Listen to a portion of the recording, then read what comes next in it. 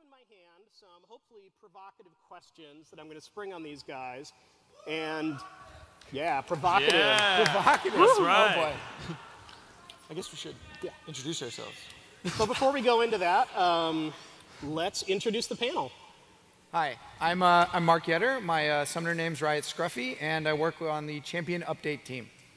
My name's Brian Finney. I'm Feral Pony. I work on the game systems team, so do stuff like that. I don't know what that was. Didn't even hear you. Thanks, Feral Pony. I'm August Browning. I go by Gypsy Lord. I work on the Champion team. Some of my past projects include Vi, Jinx, and most recently Gnar.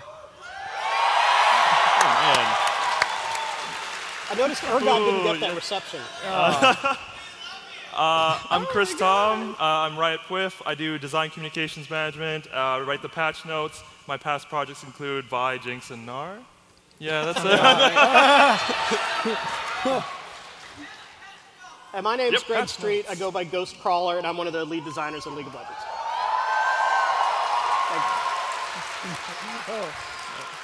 Golf clap. So one of the things the design team has been working on a lot lately is really trying to understand what makes a well-designed champion. You know, what are the right mix of ingredients that delivers on something that is really fun for you guys to play. And we've kind of narrowed it down to 4 categories, and we're going to talk about those today. The first category is something we call unique inputs, which is a super design jargony term that I'm going to ask Chris Tom to elucidate. Yeah, so like unique inputs are kind of what make your champion really unique to play. Like, so when you pick up a champion, how do you think about the game and how do you think about engaging with the game? I think like stealing August's best example, Draven. Like when you pick Draven, you're catching axes. You're like, I'm going to be the guy who throws axes, catches axes. I have this in combat, like super micro, all that kind of stuff. I think it's really important just because it really shows who you are. Like when you pick Draven, you're telling like everyone, this is who I am. Like I'm an obnoxious, like axe throwing, mustache wielding kind of guy, you know? Got Draven players, there you go. It's actually, inputs are a big factor in contributing to why different champions can really feel like, you know, you have a connection to them. They're your main, they match your play style, and that's why, you know, that's why I'm like, I really love Singed. I played him for like 500 games, and I just love getting people to chase me versus Draven catching axes and stuff like that. It's like what you're proud of in the game in terms of like how you play it. So a lot of when we're talking about unique inputs a lot, we talk internally about skill shots, but I know skill shots aren't the only type of unique input we have. Right, so why skill shots can be a unique input and important is that they offer your character a path to mastery. Like, every AD carry player is probably going to know the basics of auto-attacking, right? But if you're an Ezreal main, you also know about how Mystic Shot is a skill shot, and you have to shoot it at people to get lifesteal off of them in Sheen procs. And so that kind of extends your path to mastery on Ezreal. But there are multiple ways to master a champion beyond just mechanical skill, like shooting a skill shot. Annie's passive, for example, is a very good example of Annie players are always playing around their passive, counting to 5, and then stunning guys and killing them instantly. 4? 4. Oh. I'm not an Annie player. There we go. So that's the problem. It's hard. The crowd turns. They turn Embarrassing. so quickly. Embarrassing. Here come the knives. So here's a question for you guys. Lux's light binding and Morgana's dark binding, really similar abilities. Would we call those unique inputs, like distinct enough from each other? I mean, I think that I would say yes, though it's a spectrum, right? You know, that's a fairly soft. That's right, that's right. Light binding hits 2 and Morgana's hits 1, and so you do think about how you use these skills differently. You know, if I'm playing mid lane and my opponent is hiding behind 1 minion, I can still go for a light binding where I couldn't go for a dark binding, I guess. And so I would say yes, but that's a pretty soft example. If those were the only differentiating skills on those 2 characters, they would feel probably too similar overall. I guess what I would say is, going off of that is, I would say no, actually. I don't think light binding and dark binding in a vacuum are unique inputs, because at the end of the day, what are they? Snare that guy. Like, that's what you're trying to do. I mean, maybe you can snare 2 guys, but you're still like, snare that guy. That's what you're trying to do. Right. What makes the characters have unique inputs, though, is what they do after those bindings hit that is important. So Lux is then trying to like hit you with her ultimate, hit you with her E, like get the E under you and then detonate it. Whereas Morgana uses her dark binding to initiate on you with her ultimate and try to get close to you and use I forget what it's called, dark chains? Dark soul shackles? Soul shackles, there we God, go. okay, all right, anyway. It's interesting though because like the question I would have is something like Nami Q, like her bubble, and like Cho'Gath Rupture, like those are virtually the same abilities. But then when you actually think about them, like very few people actually say that's the same input because like you're thinking about them really differently. Like would you say those are different inputs? Like Is it just the art and theming that make them different? bubbles, spikes? I mean, I think it's a lot about sort of the setup and what other things you're doing around it as well that contribute. Like inputs, if you look at each individual skill, I think it's oftentimes very subjective, as we talked about earlier, where like dark binding, light binding, they're really similar, but there's shades of differences. Whereas something like Bubble, Aqua Prison, and Cho'Gath Rupture are very, very similar functionally, but it's all about how you set those up beforehand. So like Nami, for example, has a slow in her E. So she's going to basically hit somebody with a slow, then try and do the bubble. And so that process, that 2 steps, is a different input than Cho'Gath, where he tries to open with Rupture. Cool, cool. So inputs are really about how a player is interacting with their champion. The second category of characteristics we really like to see in healthy champions are unique outputs. Mark, what is unique output? So where inputs are like, I'm Draven, I'm catching my axes, I'm playing my game, or I'm Varus, I'm pulling my bow and drawing it and shooting arrows at people, right? Those feel really different, but in the end, they're both basically just doing damage. And outputs are that sort of secondary element, the damage. What is actually happening to the game when my character casts these skills? And so unique outputs are when characters can do something with one of their skills that no one else in the game can do, right? I'm Azir and I'm building a tower out of a destroyed, tower rubble, or I'm Yasuo and I'm blocking, projectiles with my wind wall, or any of these type of things. I'm Sivir and I'm saying, oh, my whole team can now rush in, and that Olaf that's now on my team, and he struggles to get to their Caitlyn, but now with my ultimate, he can get there much quicker.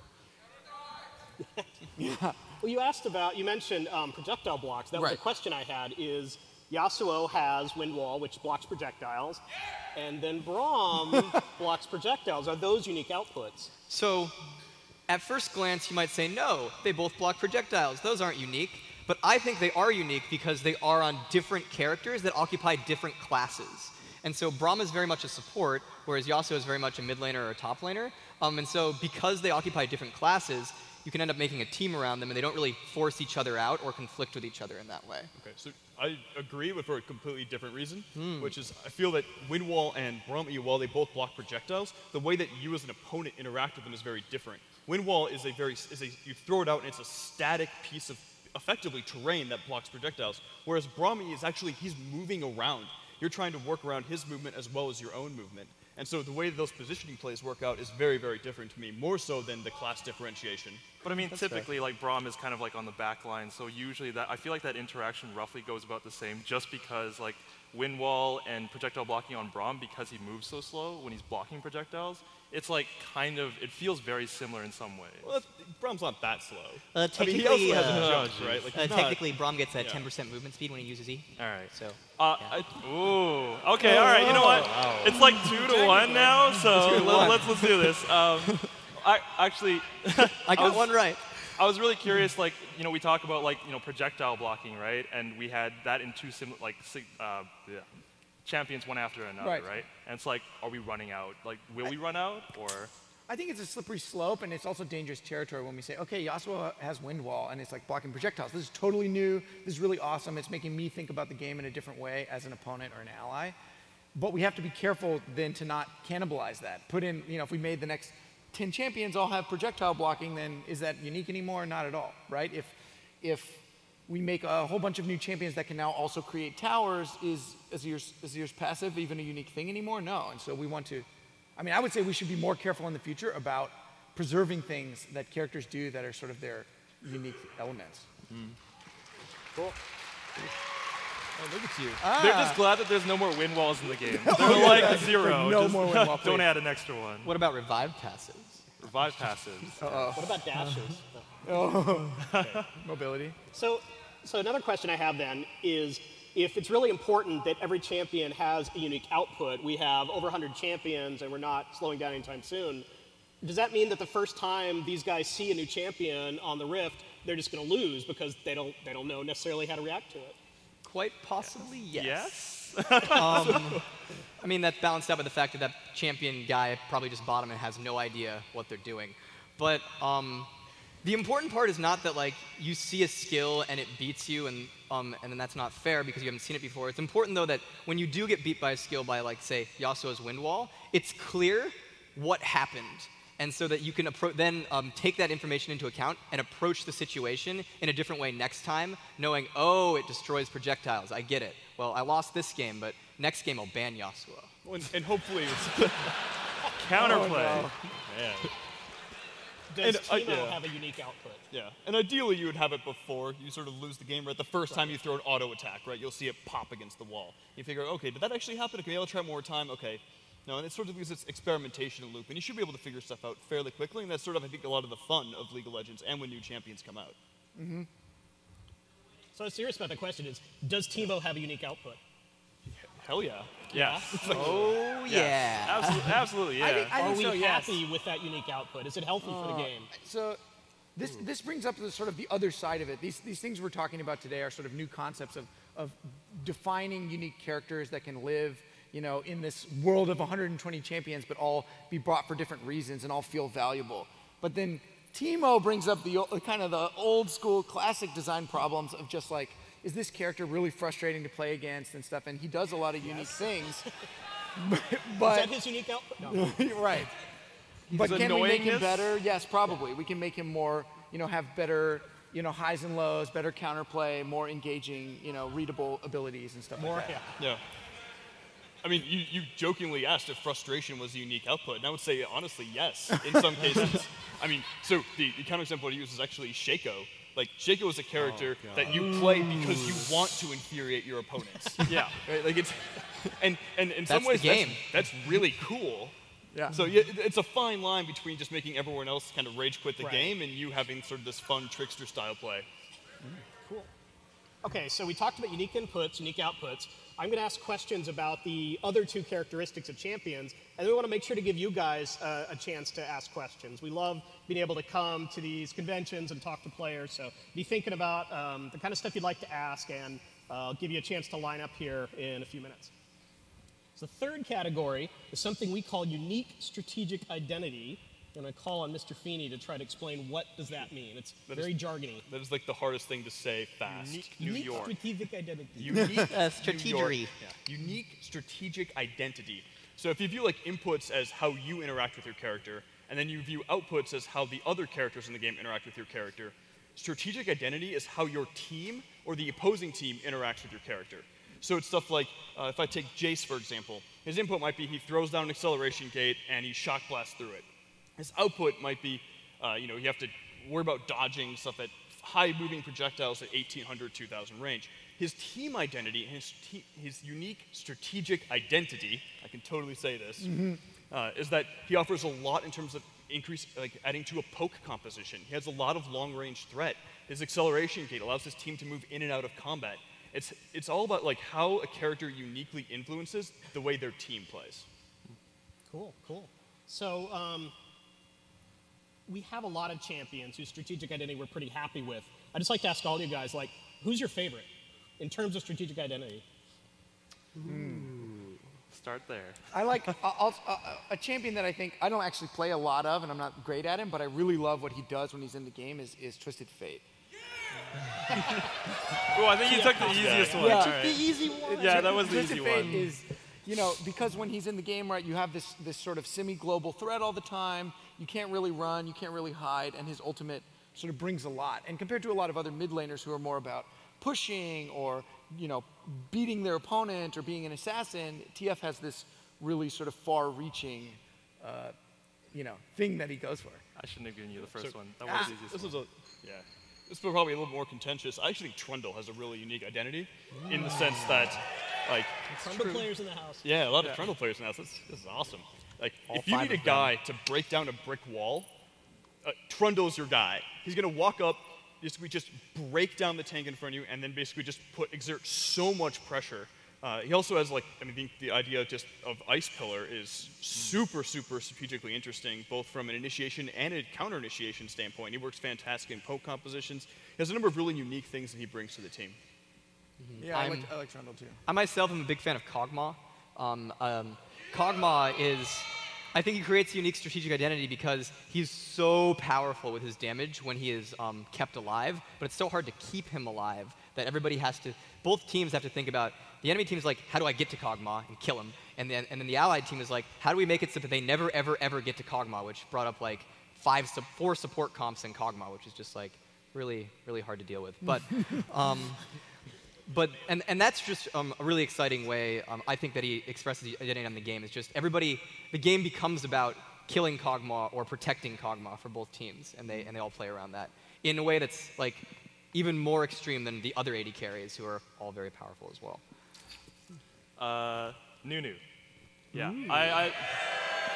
there you go.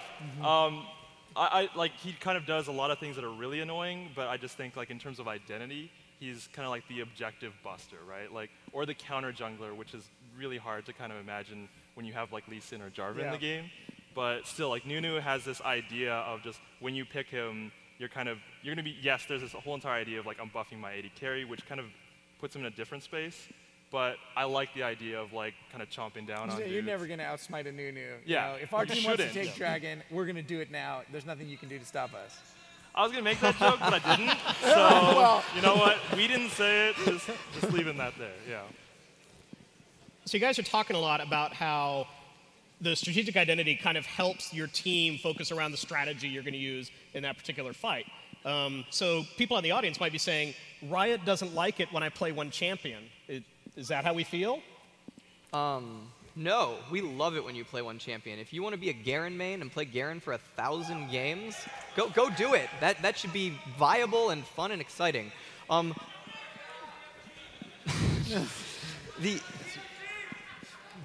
The important part about yeah, I think the important part is that the other champions of the game will rotate, and that'll happen naturally. Even if every person that played League of Legends only played a single champion, I think all of this stuff is still important and relevant because the other 9 champions of the game will be rotating. And as long as each one brings something that's unique to the game, you're going to have a huge varied experiences, and each game will feel unique and interesting. Like, in talking about strategic identities in regards to Garen based off that, it's like, one game you might be like, oh, I'm picking Garen because we have a reset comp with a Jinx and a Kha'Zix on it, and a Katarina. And so my whole job is to find that guy who's like really low health and ult him. And then when he's dead, Jinx and Kha'Zix and Katarina just go off, and we win. And then another game you might be saying, okay, we have the run at them comp with Sivir and Jace and another Sivir. And then you just, maybe a and then it's just like, okay, well, I'm not the defining strategy this game, but I can play into Sivir and Jace's strategy by being a run at them guy and a brick wall, and we'll go and do that. And that'll make your Garen games different. That game 1 is different than game 2, is different than game 500. So along those same lines, are we really expecting players in this short period of champion select in a solo queue to say like, hey, let's build a poke comp, or let's build a split push comp or something?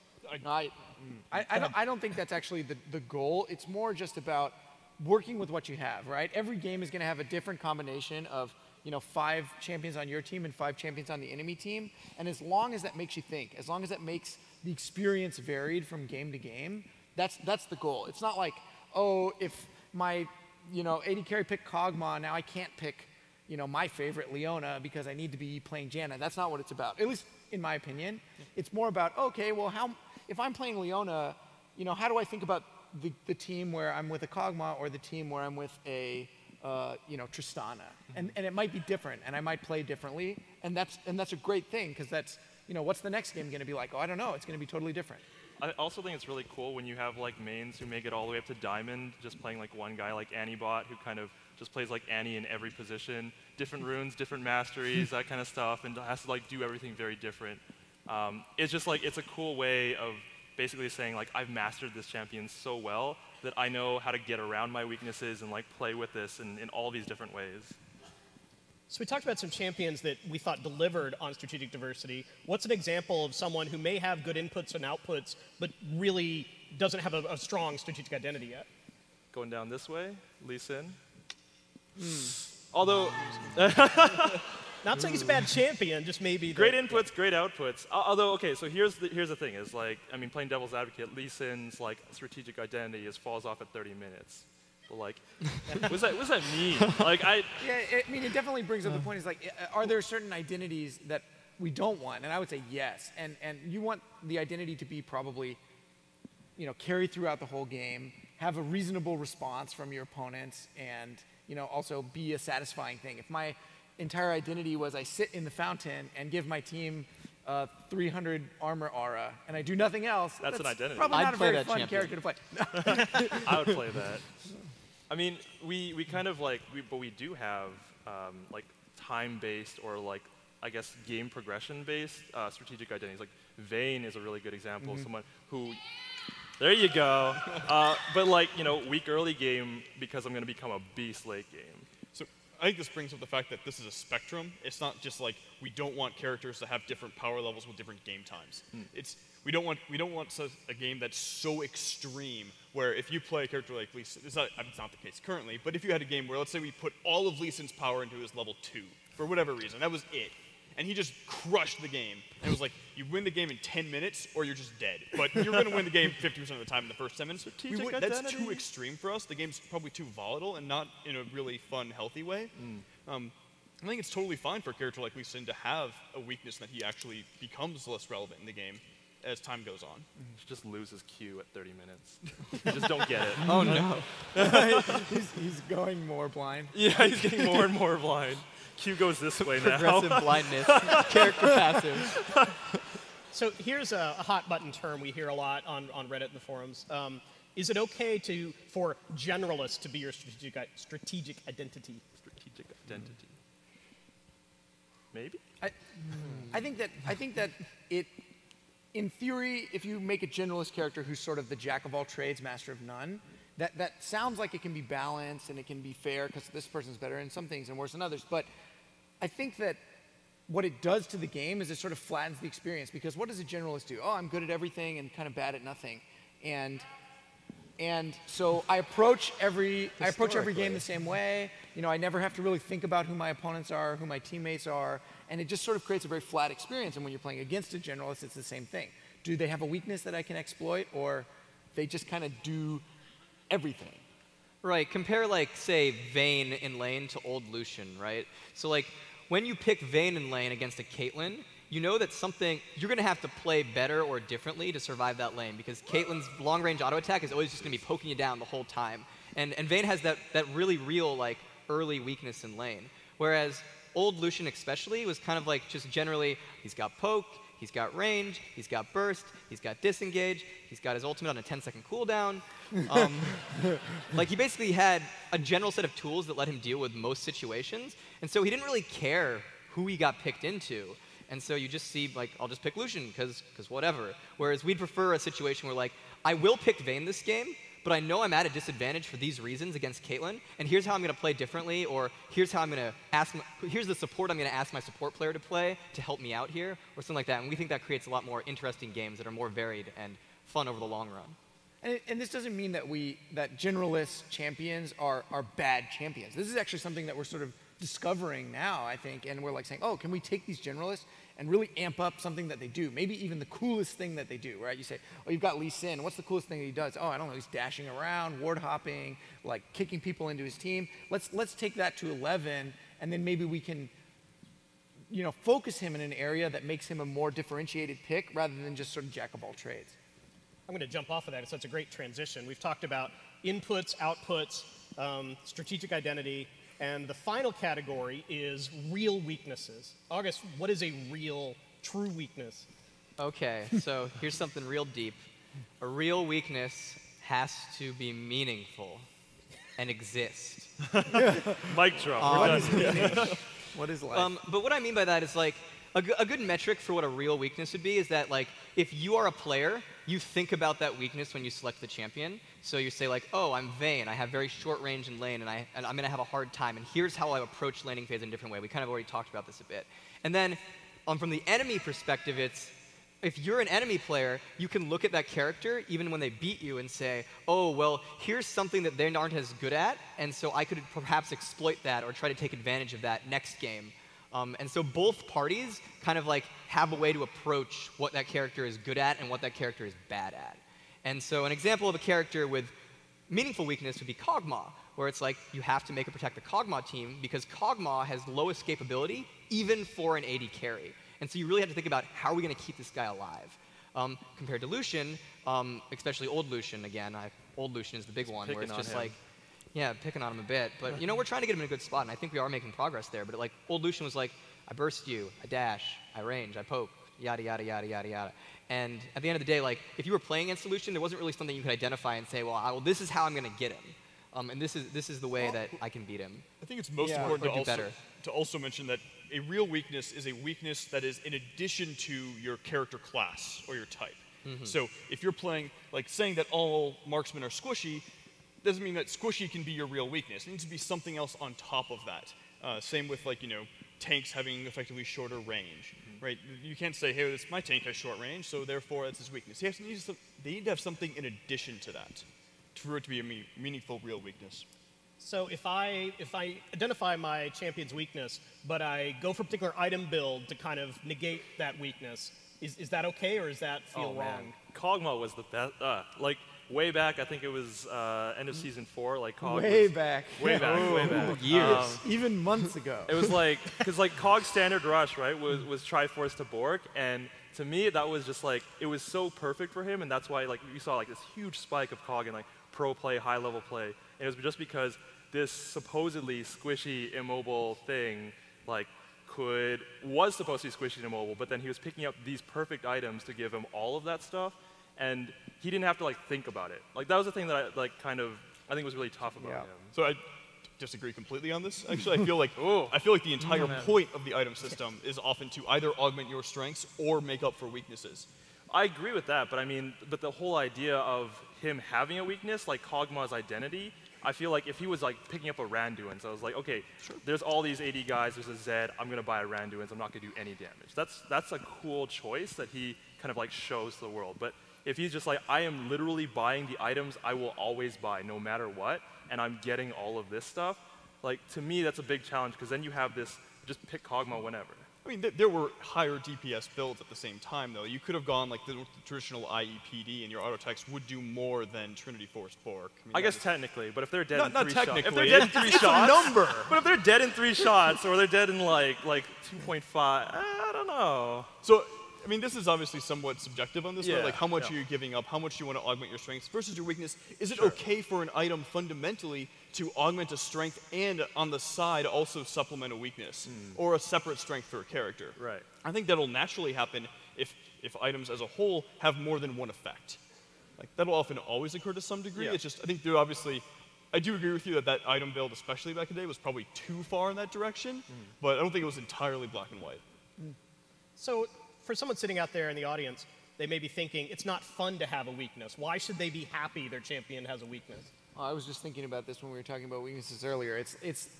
Weaknesses are not about like, oh, hey, guess what? Now you have to feel sucky because you can't do this thing, or you're really weak and you're going to die. But it's actually more that having a weakness that we understand and is clear allows your champion to have like really extreme strengths and do really, far out there unique things. Like Kog'Maw couldn't have the range he has, the damage he has, the poke he has. Udyr, has this really clear weakness of having no ranged abilities, like period. He has to, he has to get to you. He has to run to you with no dash and no range and get to you. But the trade-off is he gets to be like tanky as hell. He gets to do crazy damage, right? He gets to stun, a whole bunch of people if he's switching targets, and it really allows, it allows for that. I like the idea, like, when there are good weaknesses that kind of augment the strengths in a sense. So it's Right. like, Vayne would be the best example of when you pick Vayne, yeah, you think about her range, but in reality, like, you also focus on, like, the fact that she has this short single target selection, burns through targets until she gets through to the back line. Right, and like speaking of Vayne, I think one of the things that's great about Vayne's weakness is that I would argue for a number of players, including myself, it's exciting to deal with that weakness because of what you get if you manage to succeed, right? Like you're chasing the Vayne game, right? You know what I'm talking about. Like five pentakills in a row, like keeping them at their fountain, silver bolts everywhere. Like that's exciting. And it's made, I think, more exciting by the fact that you have to get past this laning phase that she has. But then when you get there, there's this huge reward that you don't see every single game. Yeah. I mean, the flip side of this, I don't think necessarily that a weakness is always the same in how other players can treat it. For example, you mentioned the Vayne thing. I think it's a really fantastic weakness in lane. But we've also seen a world where, if you're playing like a fighter or someone who's going to top, Vayne's weakness isn't even a weakness because you have to, if you're playing Udyr and you have to run up and hit Vayne in the face, she's just going to silver bolt you and just out damage you and just murder you. And that's, in that case, I don't think particularly exciting for the Udyr player. You might say she condemns you to death. Yeah. One could say that. But you wouldn't. Yeah, you shouldn't. Sorry, you shouldn't. Yeah, There this you is go. something you shouldn't do. I have one more question, and then we'll open it up to you guys. So based on these 4 characteristics, inputs, outputs, strategic identity, and real weaknesses, let's take it back to URGOT. Based on that, is URGOT a well-designed champion? Oh boy. Technically, under all of these, I say yes. Like, I think he's got, like, his inputs. Okay, so yes, but he's got the weirdest array of things that make him just, like, the oddest champion. Like, That's why I would say no. Because well, but he falls under, like, these 4 categories. If we were just saying these 4, I would say yes. Like, he's got some of them. He's got, like, a strategic identity as a tanky AD carry that initiates by, I have no idea why, but he's got crazy weird inputs of just, like, tag a guy and... He's got the inputs. He's got some outputs, right, with his swap differently, positions. though. I just think that the combination, because the things that he does are so sort of fundamentally opposed to each other, like I want to stay really far range and poke you with locked-on missiles, or I want to swap places with you and be in the middle of the fight. It creates a very muddled strategic identity. Why do I bring, why does URGOT? Is he supposed to grab someone from the middle of their team, or is he supposed to help us with a poke comp? So strategic identity for me is not there. And I would agree wholeheartedly. He might even have the most unique inputs He has in a lot the of game, of and some stuff, very good yeah. outputs too. But I think he also falls flat in the unique weakness because he's a ranged guy who's like super tanky. He even supersedes the weaknesses of his class on top of like his own personal weaknesses. He's tough to kill. He can slow you getting there. If you get to him, he can just like swap onto somebody else. He gets a ton of resistances. I think he's a very, very cool champion, but I don't think he meets all of the criteria. And then I guess the thing I'll add to this is, while these 4 things, inputs, outputs, strategic identity, and weaknesses are important, there's also just other things generally you have to consider about a champion design, like are they fun to play? Are they fun to play against, right? And you need to evaluate it versus these things. And so, for example, URGOT may have good outputs, and what he does to you, like, reduces your damage by 15%. That's the weirdest passive. It's like, that's not very good gameplay there. So even though it is an output, I don't think it's a very good one that we actually want to support. I mean, and there are, all of that said, there are actually a lot of cool things about URGOT that Yes. are worth, preserving if we ever update them in the future and stuff like that. And so we could go across every single champion in the entire roster and pick it apart. And I don't know, there's good things and there's bad things, and this is like about the future of the game, right? We want to make things better. We want to continue, evolving and improving all of the characters and all the gameplay. Cool. So we want to give you guys a chance to ask questions. I believe we have 2 microphones in these two quarters here. So you can fight your way to the front. No, I'm kidding. Bit of Don't do that. Don't do that. Stay safe. Yeah. We will almost certainly not have time to answer every question, but immediately following this panel, we are going to go to the main queue room, which is not where you queued for this panel, but the main one past the registration where you first came to PAX. And we'll hang out there for an hour, as long as it takes to talk to you guys. So follow us over there after this panel. All right, we'll start on the left and we'll bounce back and forth. Go for it. Okay. So about every 3 months, the internet gets really pissy about mobility creep. So I was wondering if you guys thought it was a thing and if it's a problem.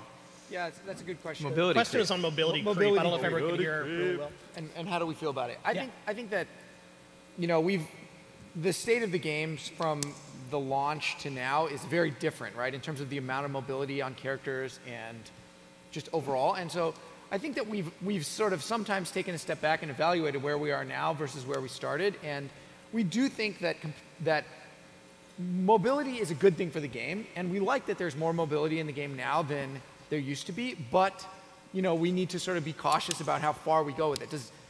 What classes and what types of characters should have mobility by default? Should every ADC in the game have a dash? No, probably not. Should mages? Also, no, probably not. And so if we can set ourselves better standards, we can sort of, know who's supposed to have mobility, who's not, and when you get it, and when that's sort of special versus... I think we have embraced a few certain, at least classes that say, like, you will all probably have some form of dash. In some way or like another. assassins, Yeah. and sort of more like backline, Yeah. mobile fighter types. Yeah, absolutely. All right, let's keep going. Over here. Hello. So for every champion that actually makes it to release, about how many end up in the recycling bin? And also, how long does it take for that process to actually happen, for them to get to release? So this is a question about basically ideation, right? Like how we ideate on champions and who makes it, who doesn't. It depends on like the slot and what we're looking for, but there are a lot of pretty cool champion ideas that we've just decided at times, like, hey, this isn't as good as it could be. This isn't the best thing we could do, and they fall by the wayside. That said, sometimes the really exciting ones keep coming back. Vi was an example of this, where her original pitch was like, she was like this crazy girl, this girl with giant gloves from Piltover wearing like almost no clothes and had roller skates. And so that concept itself wasn't that great, but it had a core that was really exciting, like that, that rough like giant gauntlet thing, and it came back eventually, and it kept coming back until eventually it's like, wow, this is actually really cool. We've got what we want here, and we made Vi. To answer timeline question, again, that depends on the champion and what's going on. I worked on Vi, for example, for about 6 months, and I worked on Jinx for over a year.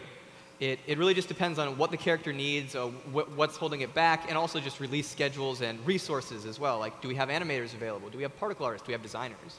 And you have to work at it like one at a time. You can't actually work them all at the same time. Like, you can't start animating without the actual model and things like that. Right. All right, over here, Mr. Timo. I like your hat. I like your hat. Thank you. Speaking of mobility, I have a question for another ADC that kind of has confusing ultis and her role in the game, because she's my favorite champion, absolutely, and it's about Quinn, who has an ulti. You turn into a bird, you get in all close, and then you just kind of destroy him like an assassin, but not really a lot of the damages towards late game, and like how you just feel about her weaknesses versus her strengths, so that I can know, so that I can be better in Talked about her game. a lot lately. Well, Quinn is We can talk really about Quinn a lot. interesting. Quinn does, currently she takes this combination of being a sort of a marksman pattern within an assassin pattern when she turns into, Valor. She doesn't turn into Valor, but when Valor takes over. And I like the potential. and we thought about that, and if that's, if we can make that viable, or if we want to explore other things with her. And so I think that in the future, and there's no promises here, but things that we've talked about is, do we want to support the assassin pattern? Maybe. Do we want to, and if we did, we would probably say, well, what are things that assassins typically need when they go in? They probably also need to get out without dying, and Quinn kind of has that problem right now, where she doesn't get out. And, or do we want to try other things where, Quinn and Valor are this sort of scouting duo, and they're more about roaming the map and like trying to track enemy positions, get behind enemy lines. And there's a lot of places we could go where we take her current, where she is, and try and level her up. Great. Okay. Here, this side. Why is Lee Sin affected by blinds? I didn't hear the question.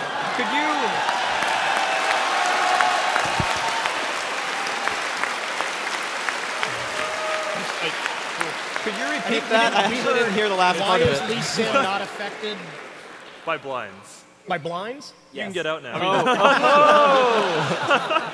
I mean, Thanks for coming. we can also- buff them if you want. Yeah. Like Well, Timo's a toxic shot has a crippling poison in it as well that really affects Lee Sin's ability to hit people with his punches. So yeah, you know how it is. Timo, he's a jerk. Falcons are This guy, Timo, man. disorienting. How Don't many other trust blinds him. do we have here? All right, Vi over here. Wait, before you ask your question, that is an awesome cosplay. That is like excellent cosplay. that's.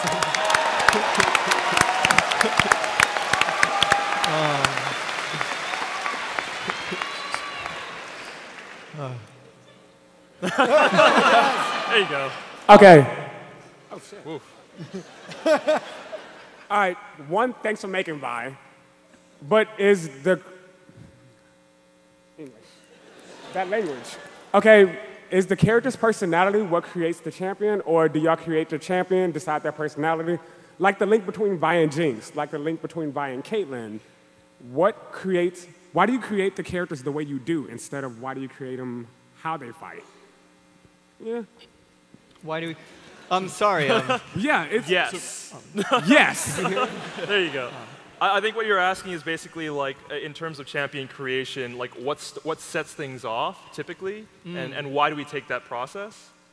What sets their personality more so? How do we? How do we set their personality? Ah. Okay. Is it based on their fighting, or is it based on just I want this attitude on this chick? Both. It really, it's a combination. It really depends. We want to make champions who are a good conglomeration of theme and character and their abilities and their kits, how they feel to play. And so sometimes you might have a character like Draven, who Draven did not come from a drawing or a kit. He came from a personality pitch, which is like, what if we had this total like obnoxious mustache guy who's just totally obsessed with himself and thinks he's the greatest, right? And we thought that would be a really compelling personality to put into League, and so we actually designed our team, like the artists and the designers and animators and what, designed a character art and kit to fit that idea of like this obnoxious guy who's obsessed with himself. Right, so the look in that case fit the personality, but sometimes it's the reverse order. I think it just happens across the board. Somebody has a vision. If they have a really strong vision, like kit or champion or art or something like that informs a lot of the rest of the things that follow. Right, and so I'm sure you'd like to hear this about Vi, so I'll use her as an example. Vi was a character who came from a piece of concept art, and she was this, this punky girl with these giant fists and like the punk aesthetic. And I came in one of my first days at Riot, and I was asked like, which champion do you think is really cool? And I was like, oh wow, her up on the board. I want to make her, please. And luckily she had been approved to, and I worked with a concept artist. But like that all came from that art, that basic. The gameplay of Vi's kit was all about how do we make someone who's all about punching you and getting in your face and being aggressive. And that was all from that personality depicted in the art. And so, yeah, they can come from all over the place, but we want it to all fit together. Thank you. All right, over here. Hello.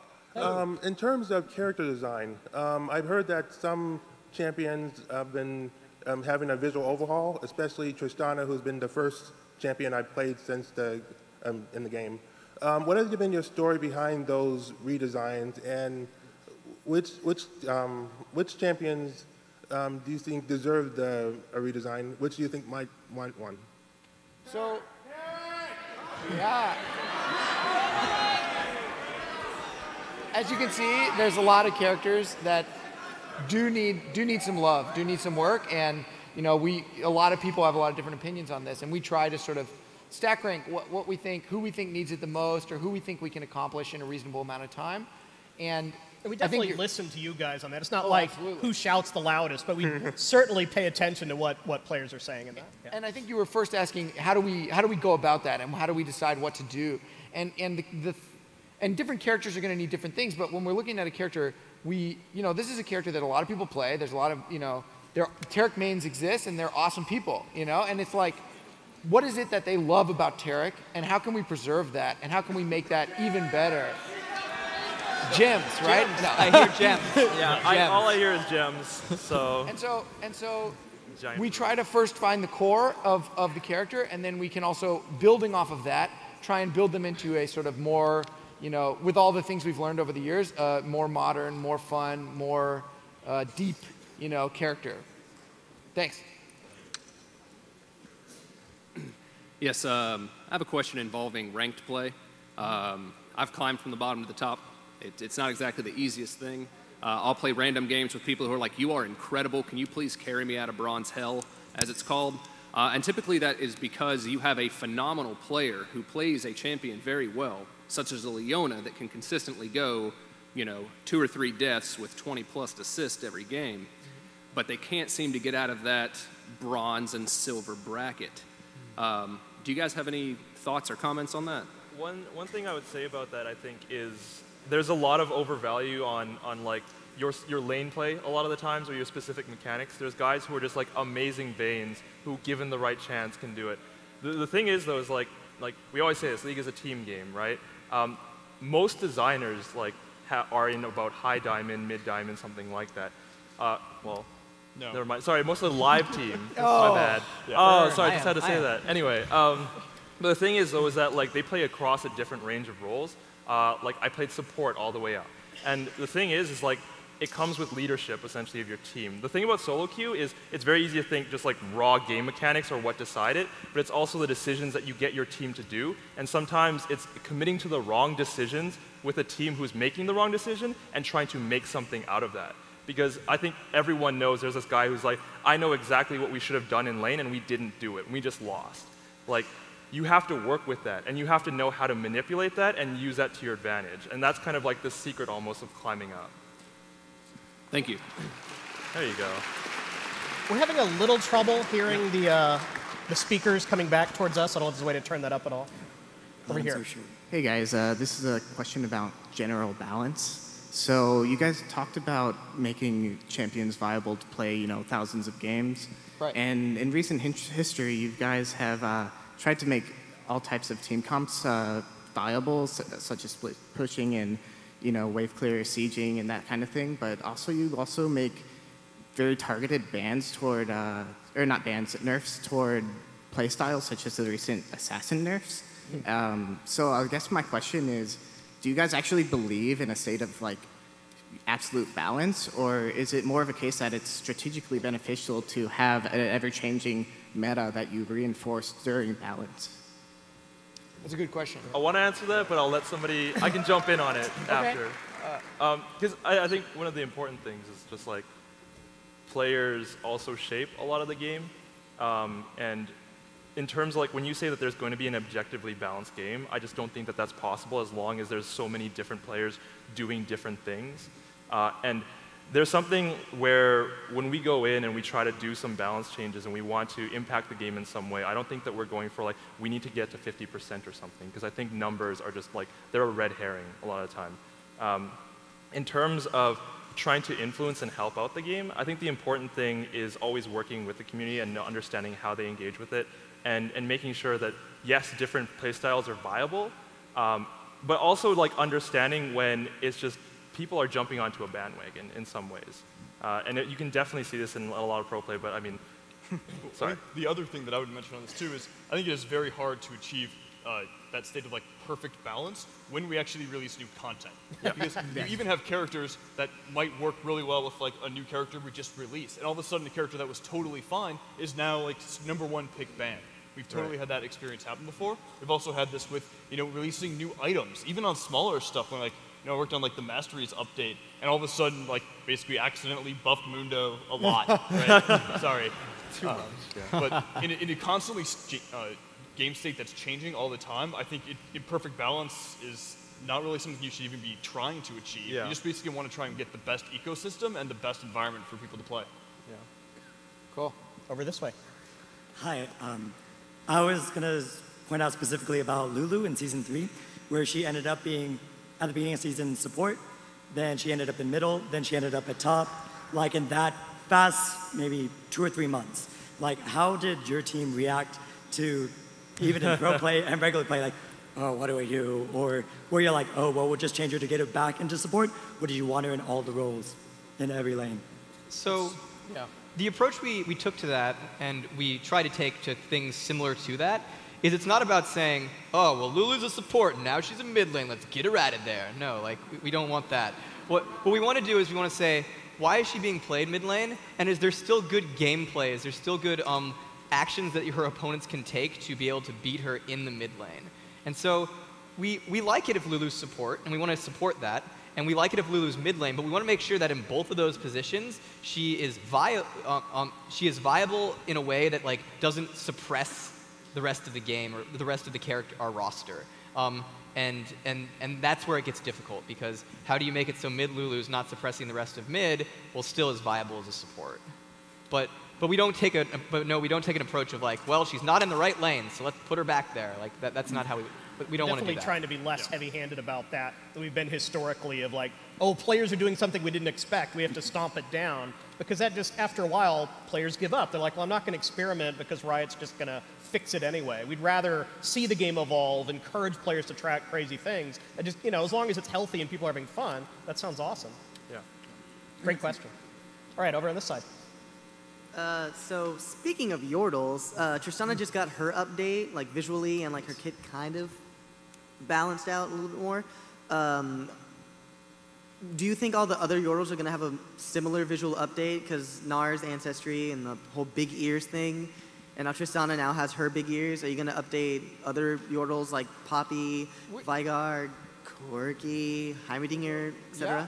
We did Heimer pretty recently. We're definitely going to, at some point, who knows, no promises. We will probably get through a bunch of the other Yordles. And I mean, I don't think that, we're not artists, but I work with this team, fairly closely, and I don't think every Yordle is going to have characteristically big ears. But I think that that's a part of, Nar and Tristana are sort of maybe, that's their sort of look. That's maybe the type of Yordle that they are. But I think that there are a few trends that you see in those where there's a little bit more sort of animalistic qualities. They look a little bit more feral, right? They have some fur, and that's a little more visible. It's not like they're blue skin. They actually have blue fur. And so, I mean, yes, I think you can expect to see that trend carry on with Yordles in the future. Thing to note about Nar, by the way, is he's prehistoric, so he's like got some things that have basically been lost to Yordles over time, like the ability to turn into a giant monster. Oh man, if Teemo could do that. If Teemo could do that. Some would say Teemo's already a giant monster. He is a giant monster, yeah. He's already a monster. He's an Okay, emotional over this monster. side. Yeah, thank you. Thank you. Hi, guys. So my question is, this season we've seen Smite change to give us more of a customization differentiation. How has that affected your champion design? And can we expect to see those changes to some of the other summer spells? Maybe to give us a reason to take, like, Clarity? You can take Clarity in A-Round. So, I mean, that's a couple different questions. In terms of Clarity specifically, that's a whole separate can of worms, so I won't go into that one as much. But I think if we want to go down the route of having different things that impact your summoner spells, I think that is something that I think we've learned a lot from our experimentations on the Smite changes, and something we're definitely going to be pursuing and looking at in the future. No idea how that will look, right? But it's very possible we've experimented with other items. Even in the past, we had like Elysia's Miracle, the item that basically enhanced a couple of different summoner spells. I think I would totally expect us to at least be experimenting internally more along this route in the future. And I don't know that it's a goal that every summoner spell gets equal use, but it is a little weird to have some that are virtually dead. We should fix them or cut them at some point. Yeah. And I also would not necessarily expect that we're going to have 4 variants of every single summoner spell. But I do think the idea that you can modify and interact with these is really cool. Yeah. Thank you. Over this side. When it comes to the unique inputs, or such as the consumes or the knockups or the bubbles, when you're trying to think of a new one and you're trying to design these champions, how much time goes into trying to figure out a new input or a unique new input? Yeah. They're expensive. So how much time goes into it? So for me, that's one of the things I actually like to start with on a champion that I work on is basically say what's a new way to experience League in this role or just as this character. And so for Vi, one of the things that I did originally, Volt Breaker has been on the kit since day one. Her Q, by the way, she charges it and dashes forward and instantly kills the carry. That's Volt Breaker. But that's been on the kit from day one, and I always thought about it. One of the things I always thought about before was this is a new way to play a melee character because most people don't charge up something that rockets them into the enemy team in such a way. So that was really exciting. And for Jinx, it was always thinking about the weapon swap mechanic of, oh man, I'm constantly making decisions in the game of, is it better to be a minigun right now or better to be in rocket launcher? And making those two weapons play off each other in such a way that was a really compelling and exciting choice. And so Jinx players, it's not the craziest thing, it's not the most skill intensive thing, but it is something that Jinx players get to think about and be excited about. It's well, I think about this weapon swapping and that's fun to play around. Yeah. And there are sometimes more mechanics like that just naturally almost give you a free unique input. So when I was working on Jace, for example, he has a hammer gun. A gun hammer, right? I don't have to try to make that a unique input. That's just already unique and really crazy and fun. I want to do a shout out for our gameplay engineers because we'll go to them and say, hey, we've got this crazy idea. And their first reaction is like, you want to do what? Like, but then they do it. And they try really hard to give us all the crazy stuff we can come up with. Because you have to, a lot of times, engineer a lot of these things. Like when you want to create a new mechanic, like it has to interact with a game that makes sense and is clear and all that stuff. And you have to get an engineer to like help facilitate that. And like that takes a lot of time, actually. Great question. Yeah. This side. Okay, so there's one champion some love, many hate, and his late game is not exactly the best. So I was really wondering, when is Teemo getting a buff? Teemo? Teemo. Okay, so first of all, Teemo's late game is crazy town.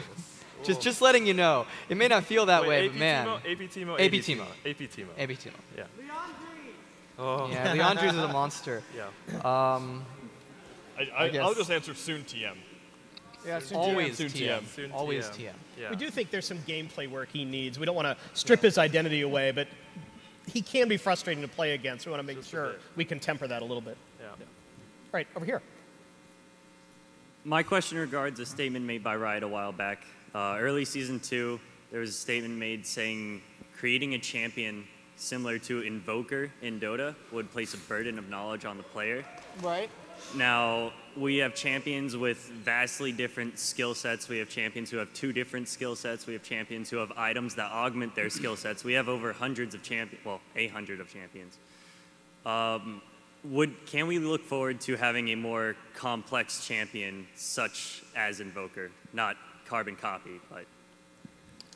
I mean, even more complex champions. I think that the champions that, and we've debated this a lot internally, and champions over time have gotten more complex, right? There's a lot more pretty complex. thinking involved when you're playing, Azir or Yasuo or something than some of the original 40 characters. And, Invoker is, if we abstracted Invoker, it's more like a character with, instead of 4 abilities, like 10 or 12 or something. And 14. So 14, right, 14. exactly. Yeah. And so, like, we would probably want to evaluate each design for its merits. And so we said, do we want to make a character with 14 abilities? Where there's some benefits to that, but there's also some pretty heavy costs in terms of how do we communicate these abilities? How does your opponent track all their cooldowns and stuff like that? And so I don't know. I think that you can expect, pretty complex champions that require a lot of practice and games to master. But, will we make Invoker specifically? Probably not. So we have about 5 minutes left. We're going to keep answering questions as long as we can. But again, I'll plug, once we run out of time, you can head over to the main queue area past registration. Over here. Okay. So my question is, as game designers, how do you respond when something that you originally designed and play tested, and then when it gets released, for example, Black Cleaver, and it comes out, and the community responds to it and says, this item is too broken, or this item isn't working as intended? How do you respond to situations like that? So, as someone who got tons of crap from my coworkers about Black Cleaver, you were that guy? You were the one? I wasn't actually in this case, but I took a lot of heat. So, it varies so drastically on a case-by-case basis. There are a lot of cases where, on the Cleaver instance, it was like, oh yeah, our bad, that was a mistake. This was just really mismanaged and overtuned. And so we just immediately try to address it as quickly as we can. There are other times when necessarily we might want to see if something shakes out and see, test our own assumptions, see how the game evolves in a week, 2 weeks, or potentially even longer. It varies so drastically. Thank you. Over here. Hey, my question is in regards to a character's presence outside of the game. I really like their either lore or backstory. Specifically more recent Scion's relaunch, Azir's lore. Is when developing a character, is that part of that same process when they're being developed, or is it just like, we want to have something like this just per year, like a number, or is that just part of the internal development? So the narrative backstory is typically part of the development process, happening concurrently, because it also it informs things like the art. Like, you need to know things about the character's personality, where they come from, what motivates them, stuff like that. How would they animate? How would they move? How would they talk? What are their lines? well, let me clarify. I realized I didn't specify. I meant more like on the actual like website, like the reveal, and like Jinx's video, things like that. Like the that media, actually does get built out, alongside the character. Yeah, we build that out, and it's a consideration that we're taking into account more and more, especially like after things like the Jinx video, where we saw like, wow, that's actually a really exciting way.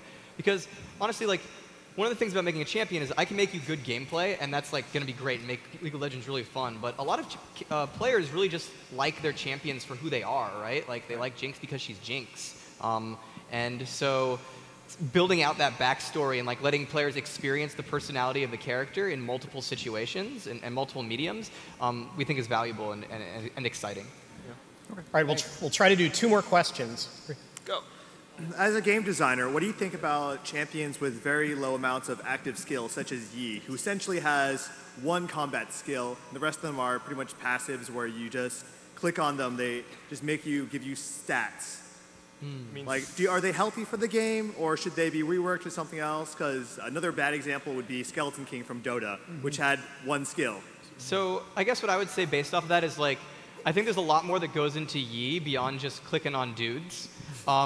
Like you have to understand when to hit W. You have to understand that Q like lets you dodge, and like that may seem like silly at the front, but I guess it's like League of Legends is a lot more than just mechanical skill, and so not every character has a skill shot to be necessarily interesting. I think Udyr was referenced earlier, but like basically it's like I will agree that like Yi is not as mechanically skill intensive as a lot of other characters, but he actually does have to make some important decisions, assuming he's balanced and not just killing everybody instantly. About how he enters a fight, where he enters a fight, when he uses meditate. Is he using Q to gap close or to dodge spells, and stuff like that. It all boils down to, is the character able to make interesting decisions? And if yes, we're happy with them. If no, we're not, and that's irrelevant of their targeting types and how many skills or passives they have. All right, over here.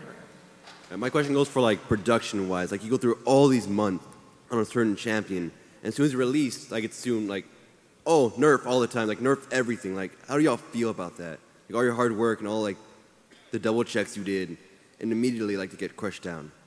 Are you saying that new champions get nerfed all the time? Well, like, let me see. Maybe worth that.